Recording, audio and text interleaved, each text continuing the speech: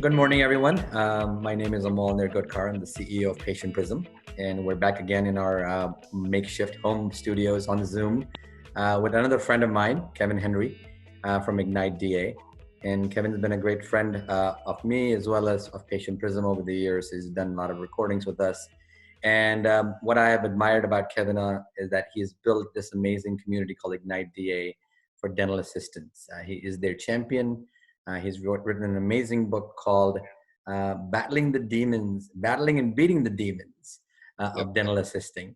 And he's also a celebrated speaker and author and editor-in-chief of drbicuspid.com. And you'll see him all over the country. Kevin Henry, welcome to our studio this morning. Hey, thanks for having me. It's good to see you, even though it's a couple of time zones away, but still glad, and hopefully we can see each other in person again soon. I am looking for the day. You know, both of us travel so much. Yes. It's been interesting time period. But I think hopefully things are getting better soon. And, you know, I really want to talk to you right off the bat. I mean, obviously all of us are looking at these conversations on Facebook and social media outlets. And I was reading some of the comments from dental assistants about that kind of, sometimes they make you happy, but they make you sad a lot about what they're feeling, what they're going through, the pain they're going through by sitting home and not being able to do what they love to do, which is serve patients. What are you seeing as you talk to dental assistants and groups and Facebook groups? What are you seeing and hearing right now? Well, I think that's one side of it that you just mentioned, is obviously that there are a lot of dental assistants who are anxious to get back. They know that, you know, these are the people in the practice who so often make that initial connection and keep that connection going between the patient and the business. And they're ready to get back and start that again. They know some of their patients were in the middle of a procedure when all this happened, or whatever it might be. And so they're anxious for that, but more than anything, I think that they're anxious about what's to come. They're very anxious about what this change will mean for them. And, you know, Amol, let's be honest, many were furloughed, many were laid off, some have chosen unemployment. There have been a vast majority of dental assistants who have told me that this has been and one used the term reset button. And then that has stuck with me, and they are trying to figure out, is this the profession they still want to do? They love their patients, don't get me wrong, but the pay hasn't been there, and now they're trying to figure out, how safe is it for me to go back to work? Is this something I could bring back home to my family? You know, we've all been in these little biospheres for so long and right. You know, staying safe, and now all of a sudden we're getting pushed out of the nest in many parts of the country. You know, here in Colorado, we are some practices opened yesterday. Okay. Some are opening May 1st, along with Texas, Oklahoma, so many other parts of the country. And so there's a lot of dental assistants from around the country right now that are going, I need to be assured that it's going to be safe for me, my family, my career. And right now, I don't sense that a lot of them have that sense of security to walk back into the practice without that weighing on their mind. And that's kind of worrisome a little bit, because obviously in order for us to get our practices started back up, it can't be just the dentist, right? You need your team, you need your hygienist, you need your front, the back, the middle, and the assistants are an integral part of running the show. I mean, without them, you can't have a dental practice. Yeah, it's been tough, because you're right. It's not just the assistants who are feeling this way. I know the hygienists are feeling this way. You know, many members of the front desk that we talk to, the assistants who are cross-trained, you know, they've been asking us what's it gonna look like for patient check-in. You know, I think that the uncertainty is the biggest thing that's weighing on their mind. How are things going to be different? What does PPE look like? How do I know that my practice has those resources in hand? Yeah. So you're right. It's tough, and it's something that I think is really going to be something we're watching, at least for this next month or two, to see how dental practices can operate and assure not only their patients it's safe, but their team members as well. Sure. And what about the dentist, right? What should they be saying right now to their team members, right? Yeah. And including dental assistants? Well, you know, I think saying is a big thing, you know, because I will tell you, and you've probably seen it on Facebook groups as well, the fact that there are a lot of dentists who went completely quiet. You know, they were, and and I'm not blaming them. And let me make that perfectly clear.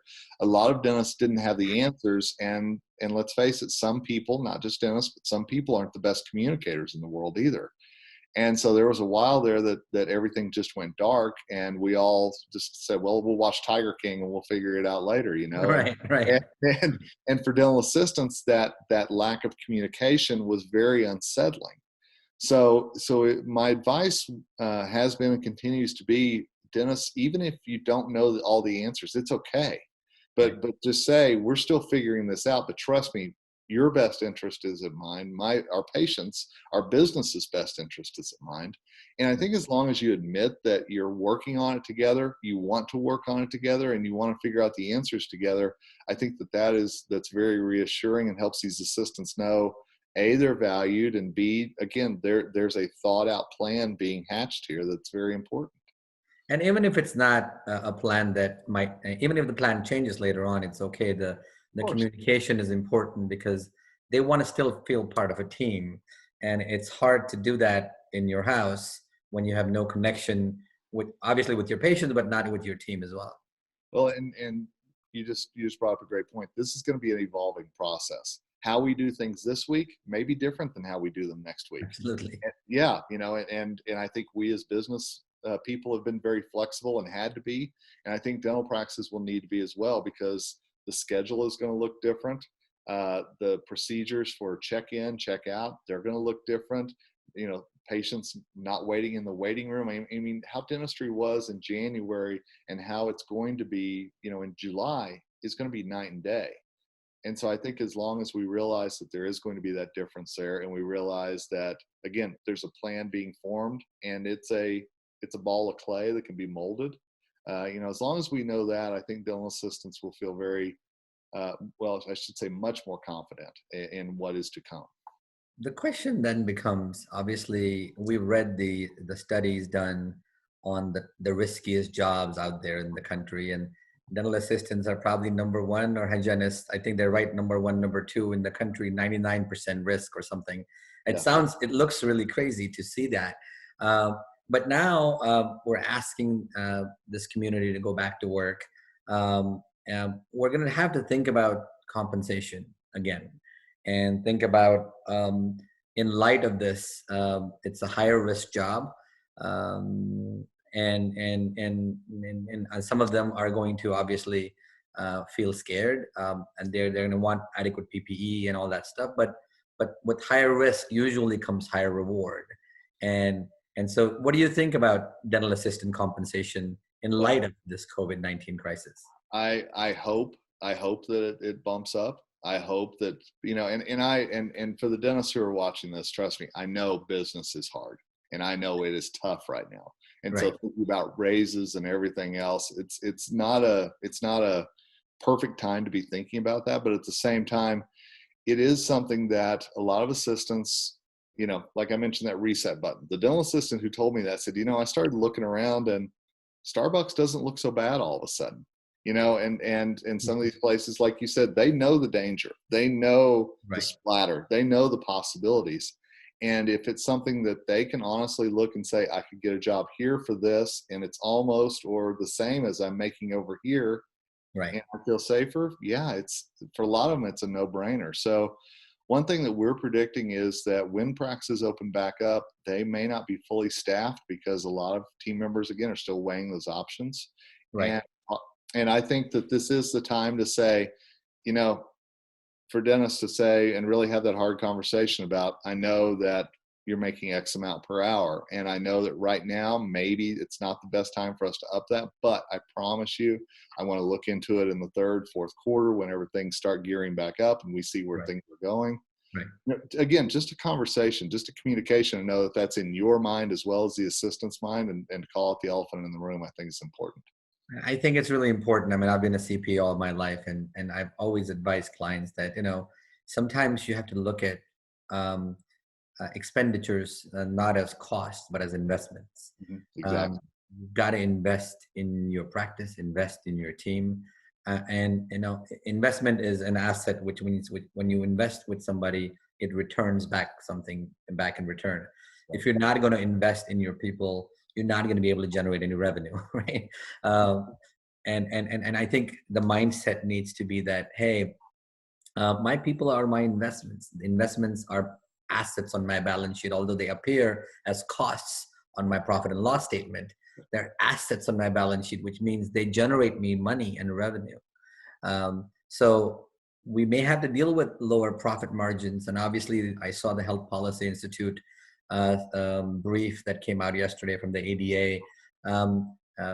Models show that we might not get to even 65%. I mean, the dental spending could reduce all that stuff, and so it's hard. I know I feel the pain of the dentist too, because at the rate that they're projecting, the dentist might not take any money home, at least for this year. Right.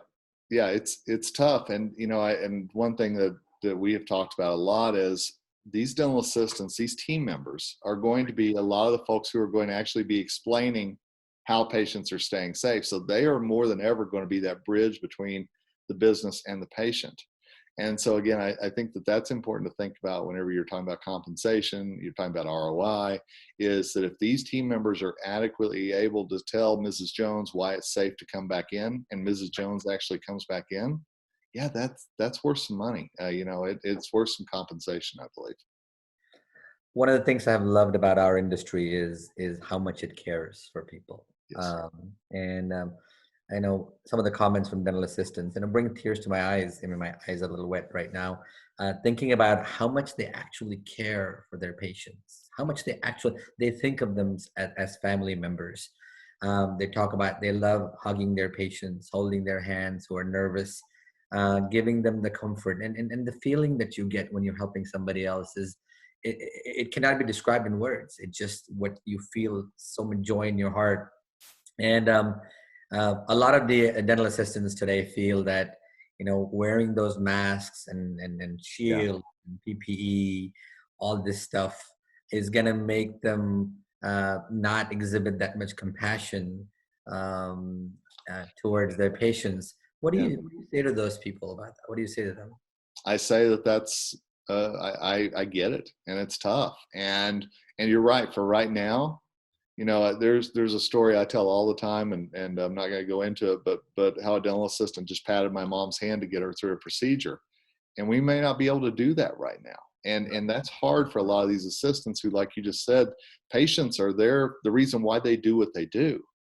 But I also think that we have to realize that a lot can be said with our eyes, and that you can still show compassion, you can still say compassionate things, you can still express your feelings even though they can't see that smile, or you can't hug them, or whatever maybe you were used to in the past. So I think that all this adjustments that we're going through, there's an emotional adjustment in there as well, and how you express that. So I would encourage dental team members to remember how much that the tone of your voice, the look in your eyes, how much that can really play a bigger role now than ever. And Amol, you're exactly right. It's hard for us, many of us, not to hug or high five or handshake or whatever it might be. But these are the times that we're living in, at least for now. And so as we're adjusting everything else, how you connect emotionally may need to be adjusted as well. And I think taking care of yourself is super important in this time too, right? Because you've got to keep your mental sanity intact so that you can help others. And if you can work on you, then you can help others as well. Just like they tell us in the airplanes, right? Wear your mask first before you will help somebody else. But I think I'm hoping that there is resources available out there in the community for dental assistants to seek help and seek counseling, seek a peer group, Yeah. like a better word. Are there resources out there about that?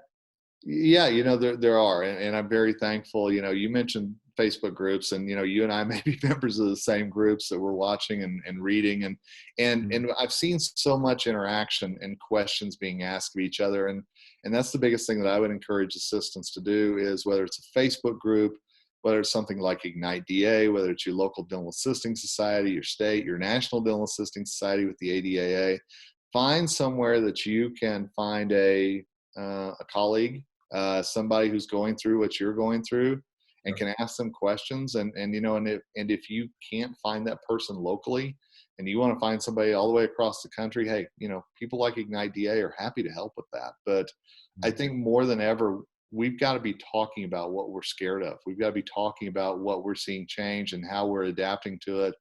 You know, we have a slogan at Ignite DA, which is "Together We Rise," and it really is a matter of that we've got to work together right now to get through some of these issues and learn from each other.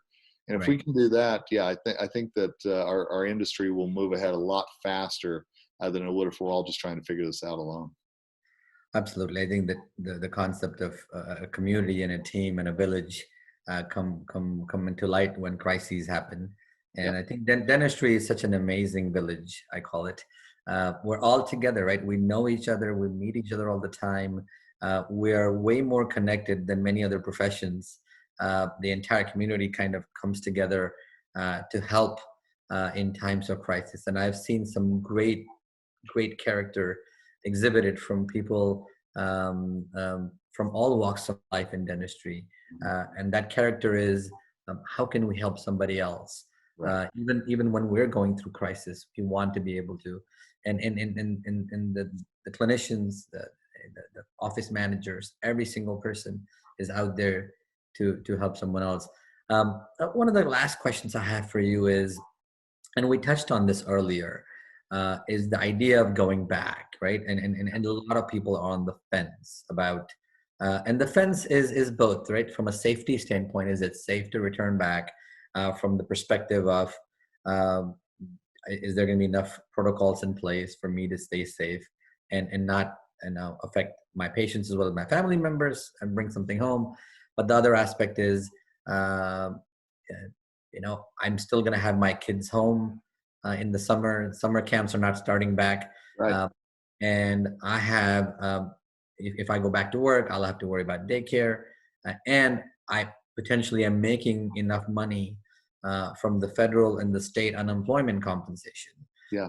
There's two things to evaluate here. Safety is obviously number one. If you don't feel safe, you're not going to do whatever, no matter what money you get. But so what are you telling dental assistants today that are on the fence about whether to return back to work or not, even if their offices are inviting them back when these things open up? The biggest thing that we say is that every dental assistant is different, every situation is different, and it is something that you know, I personally, I'm a big believer in two things. Family always comes first, and the second thing is life is too short to be miserable, even if it's for a short period of time. And I think that if this is weighing on you, dental assistants, and that it's something you really need to have a hard conversation with your employer and say, this is what I'm trying to figure out. These are the things that I have working in the background. You know, and I think that none of us really know what another person is going through until we actually talk to them. Right. And so to share, I'm worried, like you said, I'm worried about my kids and being, you know, I don't know how I'm going to figure out how to have them home. I'm worried about bringing an illness home to them. You know, things like that we can actually share our emotions. I think whenever people realize what other people are worried about or bringing with them into the conversation, that can open up some real possibilities for communication. So the biggest thing that we're saying is just talk.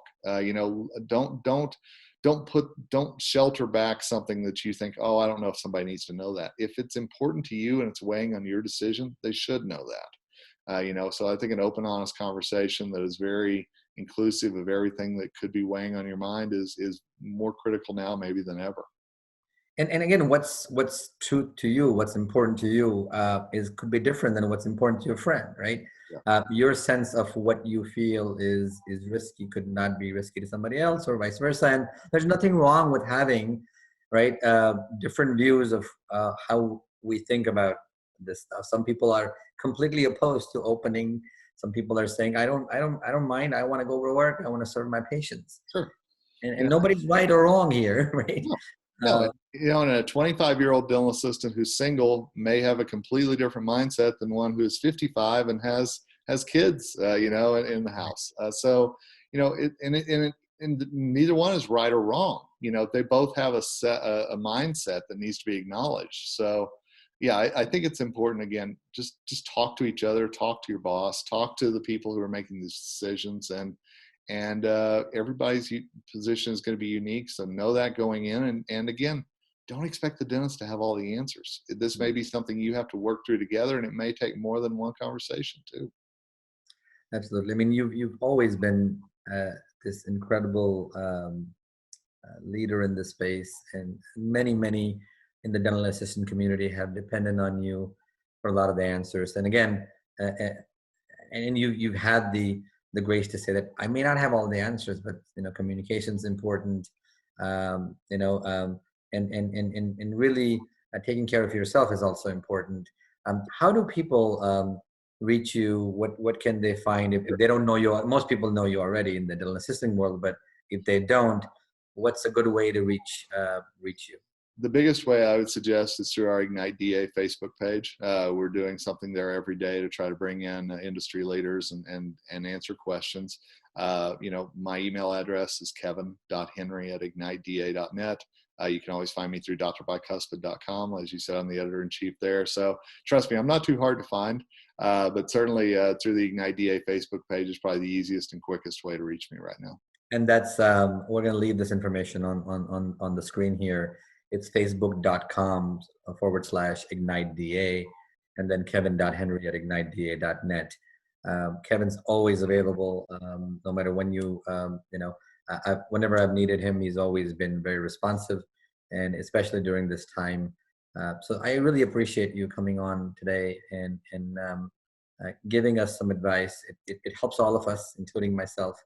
Sometimes you need to hear words of calm from somebody else, and sometimes you're in the process of giving everybody else words of calm. You need it yourself. So it made me feel better having you here as well, and I'm wishing our industry the very best. I cannot wait for it to restart back. We know dentistry is essential, very much essential for our overall health, and I know we're going to figure this out. It's going to be figured out. It's just a matter of us having the faith that it'll get there. And with your work that you're doing here in the dental assistant community is of massive importance. So I encourage everyone to go out there and check Kevin out, and Godspeed for everyone.